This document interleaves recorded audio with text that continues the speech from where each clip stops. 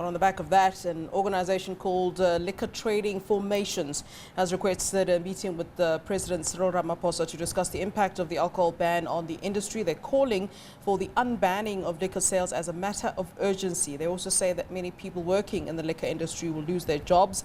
The sale, transportation and on-site consumption of alcohol is prohibited under lockdown level 3. Now, to discuss this further, we're joined via Zoom by Lucky Ntimane, National Liquor Traders Council convener. A very good afternoon to you, sir. Thank you so very much for joining us here on SABC News.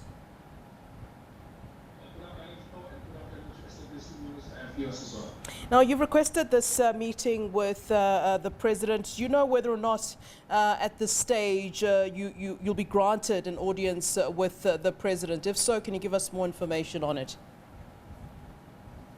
So we have received a response from the DTG of the Office of the Presidency to the effect that the President is going to be notified of our request to meet up with him. So far we haven't received anything beyond that. But importantly for us at this opportunity, I want to tackle the elephant in the room, the issue of casualty and litigation of alcohol. You know, South Africa experienced a steep drop in trauma admissions after the alcohol ban. We all accept that.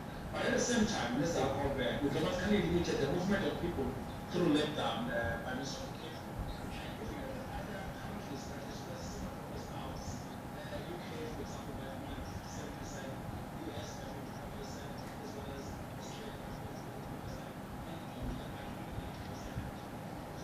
as a result of an alcohol ban, but they were a result of a stricter curfew that was managed properly by the law enforcement agency. We feel that a similar trend occurred in South Africa, more especially on the 1st of December, where the law enforcement officials were in full force to ensure that they enforce the curfew, hence the low casualty numbers that we experienced. This has nothing to do with alcohol. I think it is being used as an excuse to punish the industry. And we've seen this narrative, being peddled by various politicians, to seek relevancy in wanting to destroy the industry. And I beg to differ, sir. I'm sure you would have seen the visuals and the pictures, and this is just one example that you might have seen on New Year's Eve, or the following day. The pictures were posted on New Year's Day. Generally, Baragwanath Hospital, which I'm sure you know, in Soweto, usually on the 1st of January, and incoming patients from the 31st, who are drunk, who are intoxicated, come into those wards, the ICU wards. Some of them don't, in fact, make it. So they are not just injuries that are as a direct result of people drinking, getting intoxicated, being violent. Some of them, in fact, do perish and, in fact, do die. And you're saying that there is no link to the fact that there is a link between alcohol ban and what happened there. But they've been saying that this is it, and these are some of the doctors that are based at Baragwanath Hospital who are absolutely disagreeing with you. So what is your research then actually based on? Because the proof from the nursing sisters, the doctors, the staff at Baragwanath are saying this is a fact. Because, sir, what you will know is that New Year's Eve, police in Soweto, and I'm from Soweto, police are always in their numbers, in high numbers in Soweto on New Year's Eve. So you can't say it is because they were police officers. That's a general thing. Police officers are there all the time on New Year's Eve. So I really want to understand where your research comes from, what it's based on. I hear you talking about other countries, but I really do beg to differ. Yes, so I understand the emotions that are coming out in defending this. But we looked at the numbers from the Sentinel report in the Western Cape, as well as that picture that seems to be riling people up. And we take exception to being subjected to one Facebook post and closing the industry. We have now also reached out to people that work in Bara who confirm that actually there were trauma cases there. The picture was based on just one floor. There are 4 floors in Bara that are able to cater for trauma cases. So this is something that we are following up with the government to make sure that we get to the bottom of this, because we really feel that it's unfair that reasons were manufactured to condemn the industry. But this is something that we're taking up, and I should urge you to also follow up, because it's not fair that we should be subject to this using malicious footages to justify this ban. Yeah. You're obviously not satisfied with the reasons that government has given regarding the alcohol ban. Apart from the fact that you're obviously losing money, and anyone in business would be upset by the fact that they're losing money is obviously bad for business. The fact is that most industries, if not all industries, are feeling the effects of not having business due to COVID-19. What else do you have to present to the president, as you've asked for this meeting, apart from the fact that your bottom line is being affected, apart from the fact that you're losing money, you're also claiming that people are losing their jobs that are in the alcohol industry? What difference do you have to add? Because I can tell you this is the argument of just about every industry, whether it's the tourism industry, whether it's the entertainment industry. Everybody's saying the same thing. So I want to understand from your point of view why you should be given a better hearing as opposed to everybody else. Our letter is very specific and clear.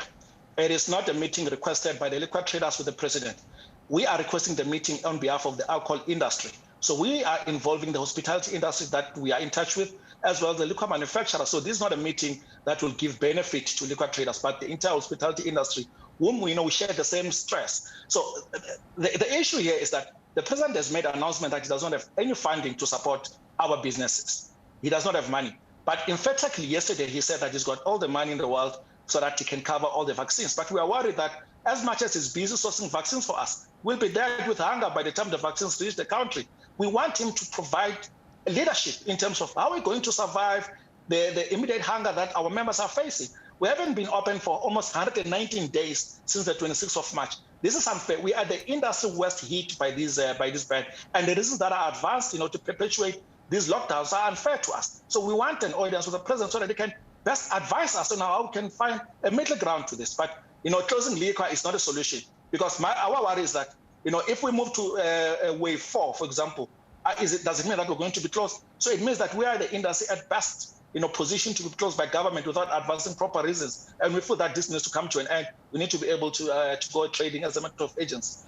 Is this a holistic sort of request on your part in terms of, so what I'm asking is, you're asking, of course, for the alcohol ban to be lifted.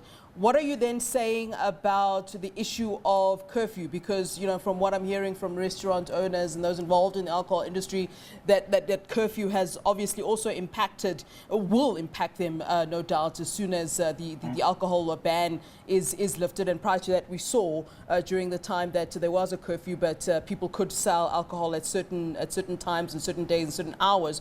Are you also not in support of a curfew? What are your views on the issue of the curfew? Say for example, the alcohol ban is lifted, but under very strict, strict margins, if I can put it that way, where you can only sell in very close specific hours. What would you say to that? Look, we support any efforts that seeks to stem the tide against the rise of COVID-19 cases in the country. But the issue of restriction on hours, we feel that it should be done within reason.